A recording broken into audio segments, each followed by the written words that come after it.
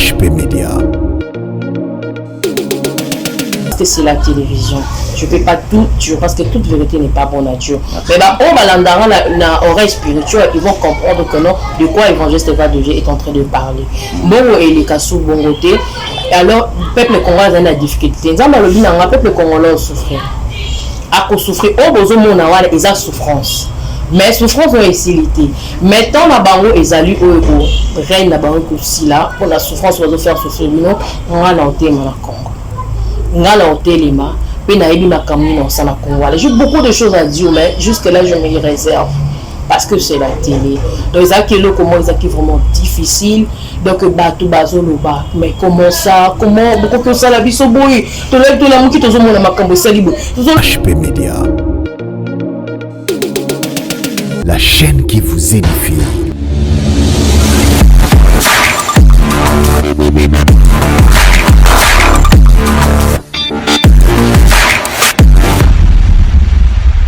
Bienvenue chers fidèles téléspectateurs dans votre émission Parlement Céleste. Vraiment que Dieu vous bénisse, vous qui nous suivez partout dans le monde à travers internet, c'est à travers notre chaîne et HP Media. Je vous dis mbote également les chrétiens, les chrétiens nyoso et bino batu vili baku ya kulanda biso vraiment kolo à pambola biso parce que la Bible nous dit c'est poussé par l'esprit que les hommes de Dieu parlent de sa part.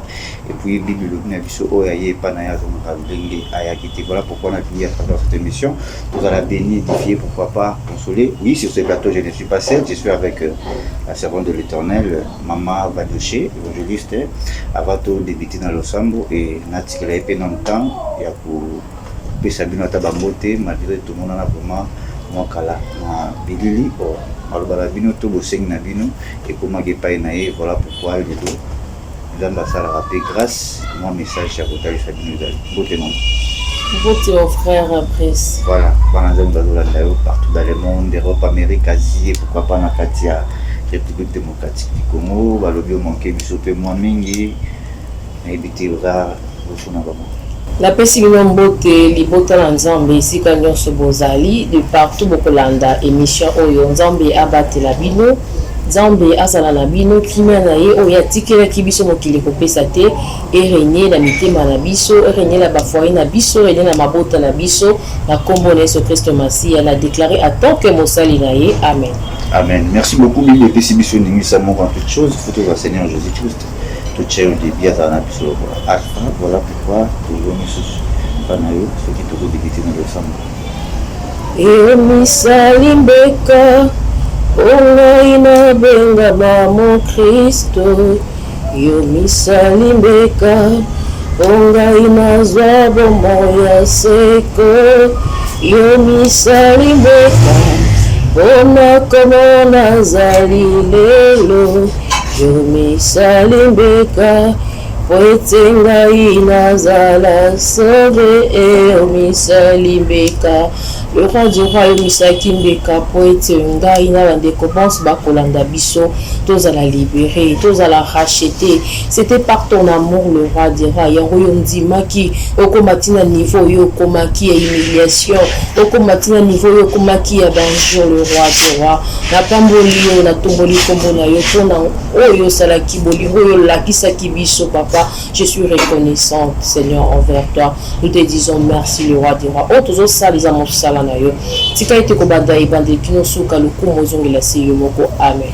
Amen. Merci beaucoup. Alors, quant à moi, je dédie cette émission dans la chrétienne, on sort, vous dites, pour la biso, mais toujours que, voyez, pas na yazon na lenge ayakite, et pourquoi pas biso ba o to tala et HP Media, to s'abonner nanti, to meka possible, to s'abonner pour ba news, et la rendre à on a quatre émissions. Il y a Parlement Céleste vraiment Kolo à Pambola Bisso et pourquoi pas je dis un grand merci derrière la caméra Charlie Kama. Donc je vous signale déjà que nous avons réalisé une mission et pourquoi pas on appelle ça Maman GH, il y a Papa Ozéamani, Papa Joseph, Maman Francine, servant de Dieu, serviteur de Dieu, la Pessibino Mbote, na Komone. Oui maman, ça fait longtemps.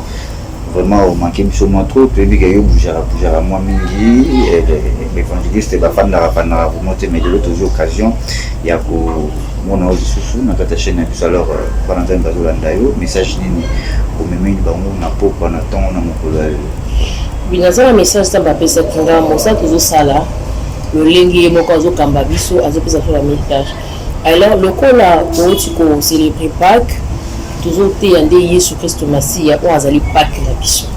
Donc ça moi petite exhortation ya moké parce que c'est la parole qui sauve. Moi je suis évangéliste to li sabana nzambe liloba moké avant to kota na ba message nzambe apisaki to kota na mokanda ya 2 Corinthiens chapitre 5 le verset 21. Toujours la Bible bisika biso 2 Corinthiens 5 verset 21. La parole de Dieu dit ceci: celui qui n'a point connu le péché, il a fait devenir péché pour nous, en fait que nous devenions en lui justice de Dieu. Alléluia. Amen. Alors, dans l'exhortation, on fait mon cœur, thème dans la Dieu ezali des dettes morales qu'on a pour des gens au bateau sabiso bola. Moto asali au bolamo, ou évi que non, on a Christ pour la commande azali, c'est grâce à maman interne. Donc, dans la dette morale, nous quoi tikanga, et pour la commande la position, parce que moto ana edakanga, tous a la dette morale ya bato. A tous manifestants, mais aux autres, mokobi non, moto ana salanga bolam. Les noms de qu'on a tourné, est-ce que oyo asali ngai na yongulu, tous à la racheter, tous à la libérer. Tout comme l'accès libre, tout le na souverain sacrificateur, tout le na mambe belé wana est-ce que tu as une dette morale pour les locaux à la biso. Bible lobi ayebi lisumote. Mais ami comme si lisumo pour être ngai na yo tobika. Amen. Tous à réconciliation. Est-ce que mutu wana tu as une dette morale na yo. Dekonanga, c'est le moment ya ko j'attends ya ko réfléchir sur ça. Na mokilo nani akoki ko sala. Nani akoki ko ça par son amour vrai et ça intérêt parce que ceux qui na scène de kovadoje boy le bien raison que c'est la rabu la scène de compris si le bien raison que c'est la rabu non amour vrai par son amour ami comme si les sumo pour être ngai na utopika est-ce que ce qu'on va dire aux quoi analyser nzambe o yatika ki esika ya kembo akiti na se pour être ngai na yoto za la sauver azaki humilié azaki incité ba traiter na nuance ou ba kokia ko traiter bona ngai na yoto za ka grâce auto zililo en étant pite en étant sorcier quand tu pries par la foi directement ils osent ta prière mais avant c'était pas le cas. Avant, ce n'était pas le cas. Il faut être pire. Mais les gens un pire, tu pries ton Dieu. Hasard pour exaucer prière directement par la grâce de Jésus-Christ. Est-ce que tous les gens ont vraiment temps à penser dans les cambo il y a cela qui gagne? Est-ce que tous les gens ont temps à penser dans oui, pas que ce n'est pas mauvais. Parce à la Sainte Seine, comme la vie nous les a m'abêté. Mais on met la roue italini. Est-ce que aux autres ici quand nous avons le côté qui gagne? Est-ce que vous allez vraiment qu'on réaliser pour être comme tino les lois nzambo ya sala ki eloko motuya tato abocha ko salate maman abocha ko salate moi si na yo ko salate mais bana yo ko salate bana ba ko salate mais par son amour mais andimati ke sika ya kembo akiti ba humilier peut ngana yo to za la sauver ndeko nanga moment ya réflexion ya malamu yango wana to penser na Yesu wana eloko nzambe o ya sala Yesu nzambe parce que vous avez ba Yesu nzambe Jésus est Dieu. Amen. Seul sauveur a sauvé ngai na yo Yesu nzambe. Quand je parle de Yesu je vois directement nzambe. Quand je parle de nzambe je vois directement Yesu. Mais le quoi sali ngai na yo bandiko to penser nango comme la vie nous a mabete koli ya liba to kanisa eza mabete mais to kanisa sacrifice ya sala tu peux le faire. Nani akoki osala ngwami pesa bomo ina ye po eta sauver mutu moko kaka ye wana mais oyo asali ngai est-ce que nga vraiment nazoza temps ya ko analyser ngo po na pesa ye merci po na tambola selon ko banga ye po na sala volonté na ye est-ce que tozoza temps wana tozo célébrer pas que to sala boy to tumba to lia mais mutu oyo ya leka kimbeka po etinga na toza la sauver est-ce que tozo kanisa que non bon to ya salingana la dette morale. Dette morale wana exacte que ozong c'est la mbongo mais otambola selon volonté otambola na kobanga ye osala oyo alingi dette morale wana yango wana obinzambe oyo sala ngai na moni loko pio te la peso bomoni la peso libota na ngai na peso motema na nga vanda gouverner yo de vanda diriger la selon ta volonté parce que loko yo sali ya motu ya na moni na ngai te. Namoni nanga été souverain sacrificateur raconte le lieu très saint à la pure bazokange ceinture na loketo mpo la bazokota soki aza impire soki akufi kuna bango bangongi ezolela te fo babenda ye. Alors lelo ngai na yo tozwi grâce oza na milangwa okoti na ndako noyebi mpe nzambe esunganga nzambe mpe asungi yo oza na impidique osambeli nzambe aye apesi yo lobiko tala grâce wana tala nzambe aza bolingo tala niongo monene oyo afuta tala eloko ya malamu asala. Est-ce que tovandaka mpe tozwaka temps ya réflexion Seigneur oyo osali nzambe na otambola na obanga yo oyo osali papa eleki monene mais lelo tozomona mobali amemi oyo na poto oza na dette mora e mo mobali amemanga na poto fo nasaleka bolamu bokilo na ngata pesanga libano fo nasaleka bolamu ozolamuka mpo nga nakoma lelo ozomaki yo respect te ke c'est grâce à lui ke nga nakomi oyo naza lelo po babenga nga mokonzi ye nde moto asalaki nga faveur ndeko na nga c'est bien mais moto asala biso faveur oyo ya monene oyo asala biso ngolu ya monene tonge tokoka te tonge tokoka na biso te tonge tokoka te mutu moko akoka ngo te mais asali biso bolamu eleki bolamu nyonso mais tokanisaka ye lelo na exhortation oyo ya mokie ngai évangéliste Evadie nasali tozwa réflexion toanalyse tozwa temps tokanisa ye.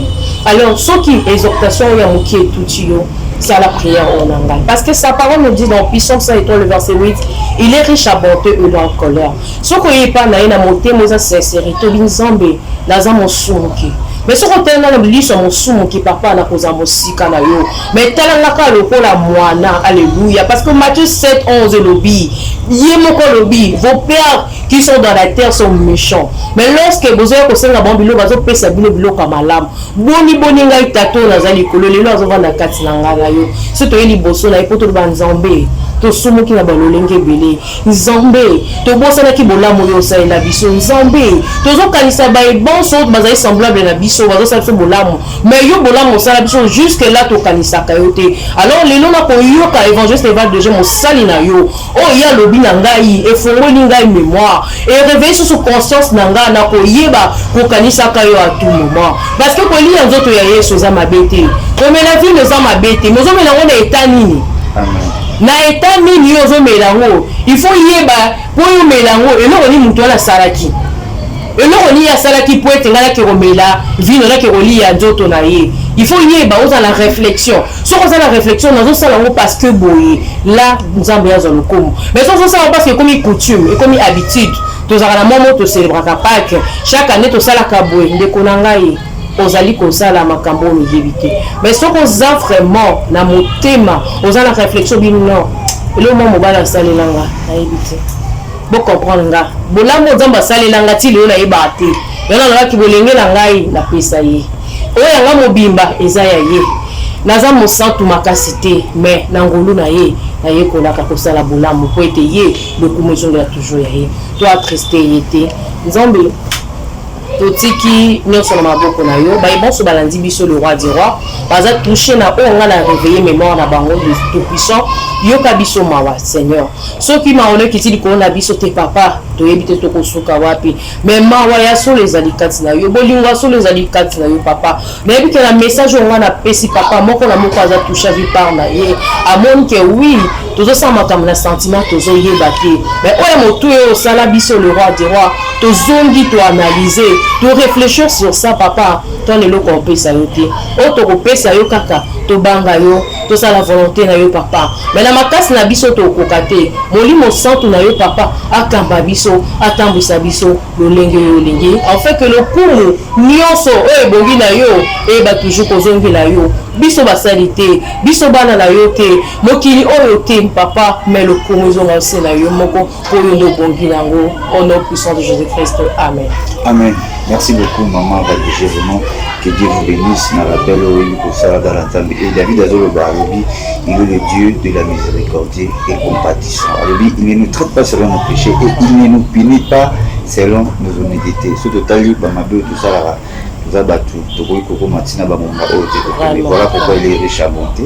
Grâce à la rabisso, grâce à l'or. Avant tout, le caboïment, question Mickey et Bandero Bakogi comme tout ça. Alors, quelles sont les conditions? Moi, deux seulement, pour que ça la vente, à la ville, il faut remplir tout et abomber ça à propos de ça, mais la matinée. La recul, qu'on peut s'exemple encore. ata alliance oyo ano oyo tozolataka na mabala po lata on faut vraiment convaincu moto ni oyo nazondima natika ya misapo nanga papota parce que oza na bolingo envers donc olingi ye vraiment beau partager reste la vie na yo na ye beau fonder foyer donc oza na bolingo la mais on balata on a sentiment parce que ye kuna lata on bayebi na ye signification nango te ayebi lo azosala te toyebi ndenge suka de même biso bana nzambe atozosala makambo il faut toyeba source na biso ezali yesu l'agneau immolé yende Pâques na biso là tozo célébrer yango to célébrer te oui parce que to beza fête ndenge religion na religion comment to lambi to lati blamba sika et ça fête Pâques bona bon non mais source yemoko avant to célébrer fête wana il faut to lingai il faut to zonga envers ye to yeba eloko ni ya salaki po etenga lelo la célébrer fête wana po etenga la zopena tumbi biloko na lié la posa mona konanga source zaye mais c'est to yebi source te to sala ngo parce que to yoka ka chaque année to célébrer Pâques chaque année to célébrer boye comme na loko la coutume to sala le côté. Voilà. Merci beaucoup, je dis un grand merci depuis la France, la servante de l'Éternel, Noéline et Poka, et pourquoi pas, je dis encore joyeux anniversaire à mon fils Hippolyte depuis la France, que Dieu te bénisse et que le Seigneur accepte ta contour et désir de ton cœur, que ta joie soit parfaite et pourquoi pas, Maman Chantal Ndoïba à Canada, Bambote Belé, vous continuez toujours pour ça, mais là pour nous, ça là, au Fambaté, tout ce monde pour passer, nous avons pour nous, ça nous fait ma casse. Oui, maman qui évoluait, message aux gens qui est en pleine retraite, aux gens qui ont panneau bandé au Sambela, c'était comment? Oui, message aux gens appellent ça qui va pour Namboka, la biso Congo, et ils allaient tellement très important. Merci papa. Ils allaient très important. Zamba ça va les cambo mon côté sans qu'à signaler. Amen. Ouais, c'est prendre biso, mais biso débat tout ça ramailler l'été. Au moins on va signer divers oya nos autres nous comprendre là qui signe. Alors et l'autre nuance au diable a préparaka. Et l'autre nuance au par exemple préparer pour na biso après ça en avance de façon que tu vas préparer pour toi ba ko yambango. Alors nazo qui on a moi l'autre ans à moi ni. Avril bah et bandelia avril ou katikati comme ça. D'ailleurs, qui cause un message parce que l'école s'est même passé dans la chaîne d'Absomora Congo pour nous payer ça message. Alors, il faut comme là tout le monde. Nous avons eu autant de sanga lobby.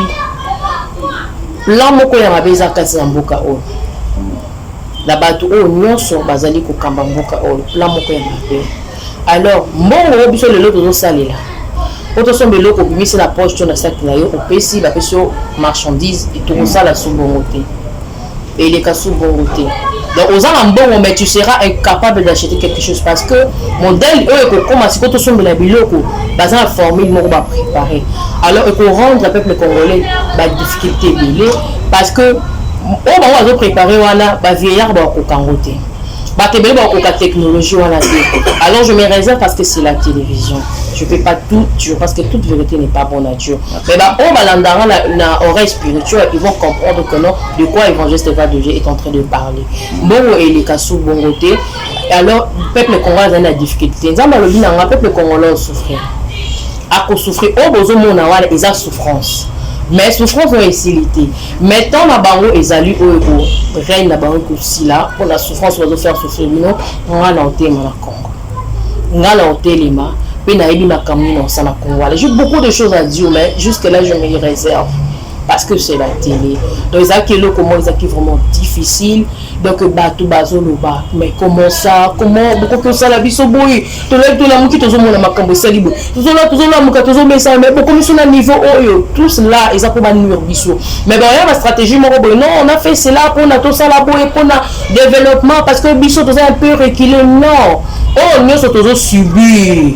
Ils avaient déjà préparé parce que pour la gloire la bonne matin la monde moro il y a mystique tu comprends alors il y a un bazo ça là bazo torturer peuple congolais sans le savoir mais quand bazo torturer peuple congolais bazo pousser la raison non tout ça on peut na est-ce que vous comprenez ce qu'on a commun tout ça on peut na mais ils ont déjà plan moko qui préparé bien avant mais là on a ko senga bana nzambe Bible le bin biso malheur au monde à cause du désastre.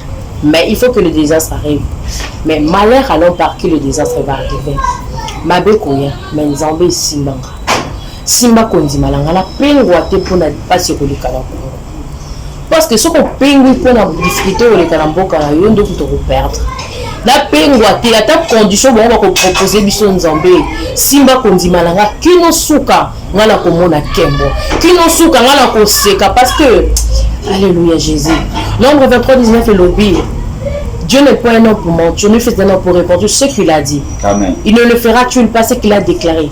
Il ne les quittera-t-il pas. Mais je mets en 12 le béni, car il veille sur sa parole pour nous quitter. Oh, il y a le bas pour la mboka. Oh, attends les lobby. Lobby, to komona kembo.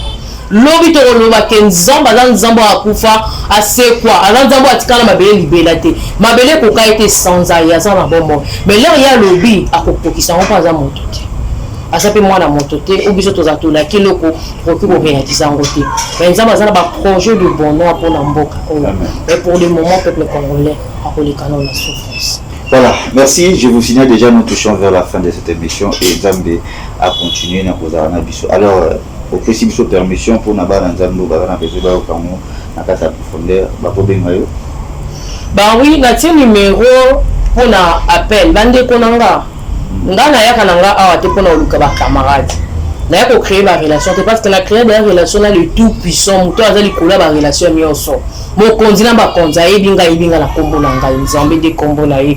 Numéro na ngana zo pesa pour na ko partager ma kamanzambe parce que ngaso ko tonga na ngotonga Yesu. Ba kombo ba en tout cas je veux pas. Oh muto na iskontra kina benga na za au magistrat na za cour suprême na za tribunal te.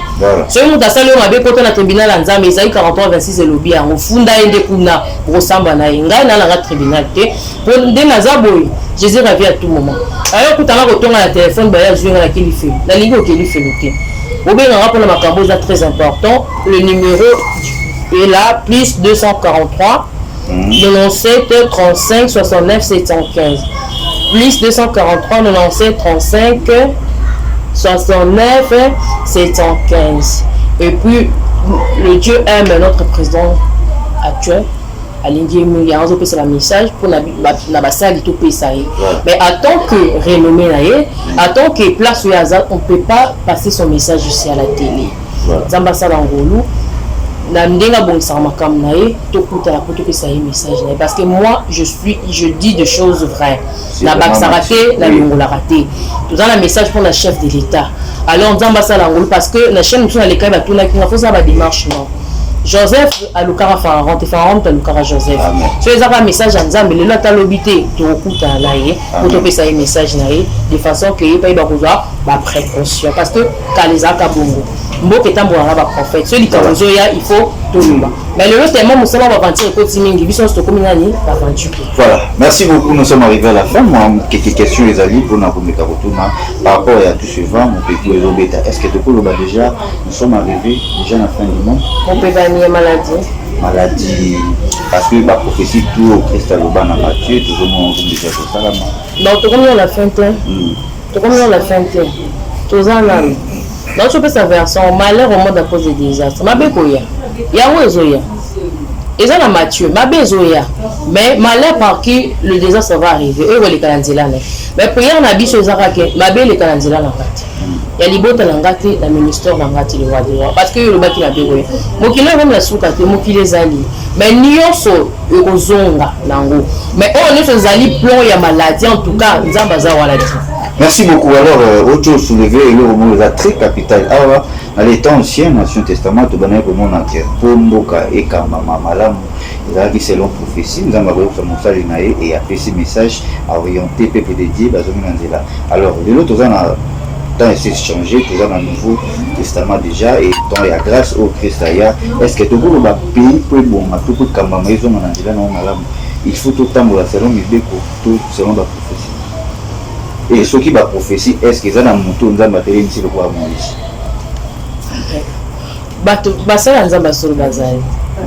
Pour ne pas citer le nom de gens, pour ne pas faire vanter, le problème est que tellement il y a beaucoup de habits, alors sur cœur na bango, nous t'avons dit mais la moninga asati. Il y a un monique non, quand tu donnes la prophétie, il y a bon bakuna aventurier, mais on va dans la spiritualité, bon, il y a que ils allaient vrai, ils allaient faux. La prophétie, ça oui, parce que dans le Bible, la banzila et la prophétie, Dieu nous parle en avance. Attends, yo pour comment la place nous soit, quand même sur la, au monde en haut, on a la vision. Ah, le monde en haut, on fait ça, oui. Ça existe parce que le seul moyen on a le biso, c'est ça la vision. Voilà, ça veut dire que la tika binote. Quand vous priez, je vous réponds. Et ça, vous priez, répondre, c'est ça. Non. Alors, belabiso. Maintenant, le lot, on peut s'en aller parce que tout le monde a joué. Bon, nous, tout ça, ça a intérêt là. Pembeni, il y a pas compte. La paix, ça veut parce que dans le moment, le moment, il y a tu vois. Alors, confiance exacte. Voilà, merci. Alors, question à Souka pour ta petite émission. Je pense que c'est Martin Luther King, ce qui n'a qu'à tirer mboka église, ils ont appelé sa solution à un problème mboka et l'église n'a pas la raison d'être. Il faut ballon pour l'amour. Nous avons chrétien, la carte christianisme, l'église des réveils plutôt. Nous avons des 18 ans à Kabila, Tissiko, quel est l'apport aux églises des réveils, au Mino Bassala Nzambe, pour la population, apport et développement. Est-ce que les amis qui hésitaient réponse on fait ça quand la question tourne là et un problème à complexe. Mon sein n'a pas complexité. Si on remet à complexer, on nous a motivé à complexe. Mon sein n'a faut un complexe, on nous a le bah oui, on peut le bébé. On nous a le bah non, on le dit non. Si on commis oui, on nous a comme banga kuna, ou bon puis mais la lipa, là faut ça sous mon sein n'a pas embêté. Comme un sous. Problème est qu'il y a complexe. Donc moi un beau quand pour la malade. Et ça c'est parce que aux linga. So ya lobi mabe bozo ambudu bocha. Alors nzambo atinda rabiso eza na bisika wa bachaka makolote eza ba bisika eza na ba epi ye bindeka protéger rabiso parce que le message est pas là et après ça rabiso que la ba provision ou eza qui éco carte. Merci beaucoup, très bien. Alors tu as vu la réponse au maire Kitoko. Alors est-ce qu'on peut dire que l'église a failli à sa mission parce que Bassala Nzambe est belé, va tourner contre Dieu, Bassala Nzambe va la vérité, tout le monde l'église est échouée non alors. L'église est échouée, batu bazali bazoya. Ba o bazo sa Nzambe na bosolo na kubanga Nzambe bazali. Tozali.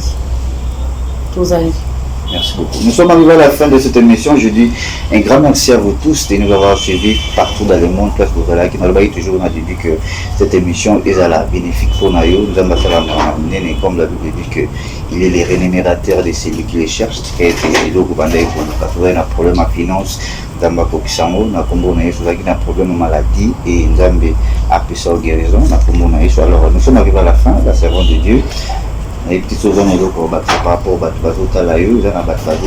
ont un problème, il faut profiter de l'occasion, oui, tous la révélation, on a fait ça par rapport le temps est venu. On a ici quand Dieu a fait ses sembles et Banda Kusangana. Nous avons appelé ça qui sont déjà en droit. Quand il nous a donné la vision, appelé sa provision. En tout cas, la PC merci, na frère Nanga, à les États-Unis, amen. Oh, il était touché, mais connaît pas. Nous avons appelé la révélation que non. Benga Mosel Nanga, il peut ça bon pour baluka ici. En tout cas, nous avons apambola yo. Nous avons oh yo à ça l'alliance Nanga, ses souvenirs là yo, là bas problème nous en sort. Et ça les révélations, nous avons Dieu a fait ses sembles bientôt, tous autres ici. Et puis merci na ba bon so wazo contribuer. Ba na nzambe la lingala tanga la kombo la bonté mais yesu déjà ebi kombo la bon ici kabazali. Et puis oh yo landanga tu crois à mon ministère, so vous avez besoin pour contribuer pour na Dieu a fait ses sembles faire ses choses ici numéro la PC qui déjà voilà plus 243 97 35 69 715 sont contactés sur le numéro là selon ta possibilité au Bengi Biso de repérer sur va coordonner comment le mieux pour ça parce que les alliés au Nzambe à lobby on dès qu'on a Biso à Sali je peux pas citer les montants mais à Kamwisi Biso parce que je dis Dieu quand il donne la vision donne aussi la provision donc oh il y a Sali je sais pas. Parce que Mamba bon ta sala onza kanza mon toto yebanité mais il a été touché zamba yebise luka ebingai puis à celle là façon trois numéro na la personne numéro la télé mais ti kakalabité bongo eza pona ensemble donc ils ont discussion ensemble et puis mon tozo tinga ezali moment nzambo ya lobi lobe lambongo na yo Seigneur dans autres tinga ngo pona mosala na yo pona œuvre na yo alors tika contribution okenga na rocha et ganga. Dès les autres gangs, on a un problème de l'union surtout dans la roue. Je ne veux pas dire que pour une solution, non, je ne veux pas dire. Mais dans le moment où on a recommandé, il faut que ça lie et l'eau qu'on a, on se souvenir je sais qu'il y a beaucoup de problèmes, mais nous avons pu savoir qui mène à l'été. Parce que Jean 14, 27, il nous a laissé sa paix. Il ne nous a pas donné comme le monde donne pour que notre cœur ne se trouble que les salames. C'est qu'a été qui mène à Jésus Christ régné na bon na biso et puis na profiter tout na soukati la paix si longue vie à mon père biologique, papa Dogé, pour totaliser 75 ans de vie sur terre. Tika papa n'a pas passé à ma caméra, tika était Zambé, Abakiselayo, Mikolo Belé, la C ya Mokili Oyo. Promets son Zamba, pesa yo papa. Et pour qui enfin que tout le monde Zambé, Azam monté pour qu'on s'habisse. Toujours toujours la Sima ya Malubanae, toujours c'est les coquilles ça m'a pas témoigné quand pas de gens en tout cas je t'aime beaucoup. Zamba Baxelo sous Amboula et Belé na Samokilo. Je te dis aussi merci à l'équipe la Mopimba. Merci beaucoup. Merci na vous répondre à l'invitation à Bisso et quant à moi je dis merci beaucoup on a ba fidèles, ba chrétiens et ba chrétiens sont toujours na disponibilité na bino chaîne pour ça Bisso et pourquoi pas na équipe et H Media je vois Charlie Kang réalisateur à film Yesu. Comment ça sert Naomi t'as aidé pour la lumière. Voilà, c'est Naomi na pesi na Samwamba na pesi de demi Wedika Wele pourquoi pas na pesa maman GH ya papa Ozeamani, maman Francine na Belgique na pesi papa Joseph pour ma babote belé que Dieu vous bénisse. Alors Christ oa bamena biso lokola alpha asusana biso lokola omega. Seigneur Dieu, te pèse merci et bande l'émission qui nous souka et nous le kumu. Si quand le kumu wana est régné les lolobi libéla to bande kozom saka le kumu et pas na yo le roi des rois. Comme ça na biso ba vivante papa malgré ma sumu na biso zom ça toujours na droiture afin que mon kolango te ba ko journée si quand kembo yo ça que pour na biso. Pambola ba e bon ba la émission oyo. Pambola biso bon so pèse vers toi na milimo nyonso oyo et pour faire qui na masumu papa peser de l'heure na bango afin que on a biso pe ba tozali awa toyeba kobongisa likolo na biso mokolo yango tozala surprise toyeba kojour na kembo na yo amen. Amen. Bye bye. On se retrouve au prochain numéro. HP Media, la chaîne qui vous édifie.